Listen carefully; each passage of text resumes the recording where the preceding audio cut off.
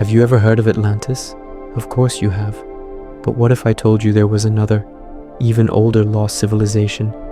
A vast continent, home to a legendary culture that vanished beneath the waves long before Atlantis was even a whisper. This is the story of Mu, the supposed motherland of all humanity. Picture this: a sprawling continent stretching across the Pacific Ocean, a paradise of lush landscapes, towering temples, and advanced cities. The people of Mu were said to be masters of science and spirituality, a civilization that reached a pinnacle of enlightenment. Then, in a single, catastrophic day, it was all gone, swallowed by the ocean, leaving behind only scattered legends and enigmatic ruins. This incredible story isn't just a modern fantasy. It was pieced together in the late 19th century by explorers like Augustus Le Plongeon and later popularized by Colonel James Churchward. They claimed to have deciphered ancient texts that spoke of Mu, the great motherland. According to their research, Mu was the cradle of civilization. From its shores, colonists supposedly sailed forth to establish the great empires of Egypt, India, and Mesoamerica. But where's the proof? That's where it gets fascinating. Churchward argued that symbols found in ancient ruins all over the world, from the swastika to the Ankh, originated from a single source, the sacred alphabet of Mu. He believed that the survivors of Mu's destruction carried this knowledge with them, seeding new cultures across the globe. Think about it. We see pyramids in Egypt and in Mexico. We find strikingly similar creation myths and flood stories in cultures separated by thousands of miles of ocean. Could these be the fingerprints of a shared, forgotten ancestor? A civilization so old its memory has faded into myth? For decades, the idea of Mu was dismissed by mainstream science. A sunken continent in the Pacific? Impossible, they said. But then strange discoveries began to surface. Let's talk about the Yonaguni Monument, just off the coast of Japan. Discovered in the 1980s, it's a massive underwater rock formation with what appear to be man-made steps, terraces, and pyramid-like structures. Geologists argue it's a natural formation, but others, including Masaki Kimura, a marine geologist from the University of the Ryukyus, are convinced it's a man-made city submerged by an ancient earthquake. Could this be a lost corner of Mu? And it doesn't stop there. In the heart of the Pacific lies Nan Madol, an abandoned city built on a series of small artificial islands off the coast of Pohnpei in Micronesia. The local legends say the city was built by twin sorcerers who used magic to levitate the massive basalt stones into place. How did an ancient society with no metal tools or modern equipment construct such an engineering marvel in the middle of nowhere? The official explanation leaves many questions unanswered. Could Nan Madol be another outpost of the great Mu civilization? The clues are scattered, like pieces of a puzzle lost to time. We find them in the legends of the Maori of New Zealand, who speak of their ancestral home, Hawaii, a sunken island in the east.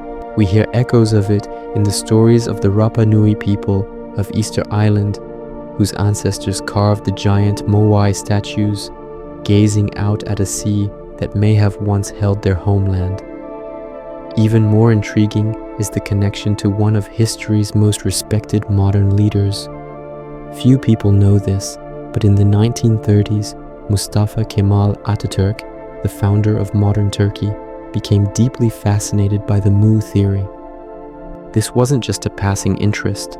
Ataturk was a visionary, determined to understand the deep origins of humanity to forge a new national identity for his people. He believed that if the Turkish people were descended from the inhabitants of Mu, it would prove their ancient and foundational role in world history. Ataturk personally funded and encouraged a team of Turkish scholars to investigate the connections between ancient Turkic cultures and the proposed civilization of Mu. He saw it as a way to bridge the historical gap between East and West, suggesting that all of humanity might share a common, forgotten heritage.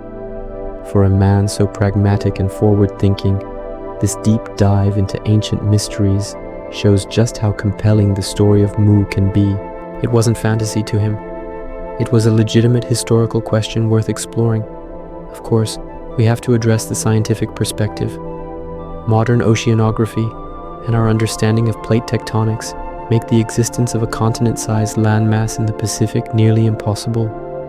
The ocean floor has been mapped, and there's no evidence of a sunken continent on that scale. So, where does that leave us?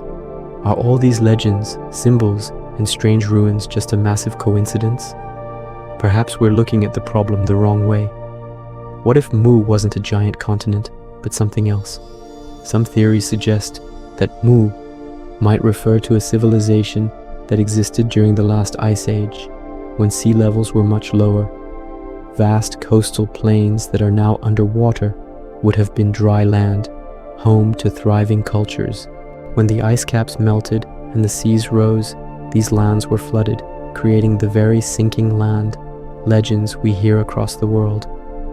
The story of Mu could be a fragmented memory of this real cataclysm, a great flood that wiped out an entire era of human history. This ties directly into another great mystery, Atlantis. Were Mu and Atlantis the same place, remembered differently by cultures in the Pacific and the Atlantic? Both legends speak of a highly advanced society, a golden age of wisdom and power that was destroyed overnight by a natural disaster. It's a tale of hubris and cosmic justice, a warning that has echoed through the ages. Whether Mu was a physical continent, a network of islands, or a coastal civilization lost to rising seas, the quest to find it tells us something profound about ourselves. We are a species with amnesia, haunted by the feeling that we have forgotten something vital about our own past. The story of Mu isn't just about lost land, it's about lost knowledge, lost potential, and the timeless human drive to uncover our true origins. Ataturk understood this. He knew that to build a future, you must have a deep and honest understanding of your past. The mystery of Mu, real or not, forces us to ask big questions. Who are we? Where did we come from? And what ancient warnings have we failed to heed? The search for Mu is more than an archaeological hunt. It's a journey into the heart of human memory itself. Perhaps the continent isn't what's lost, but rather we are. And in searching for Mu, maybe we are really just trying to find ourselves. Thanks for joining us on this deep dive into one of history's greatest enigmas. If you enjoy exploring the line between myth and reality, make sure to subscribe and hit that notification bell. Let us know in the comments what you think. Is Mu a real lost continent or a powerful metaphor for our forgotten past? We'll see you in the next mystery.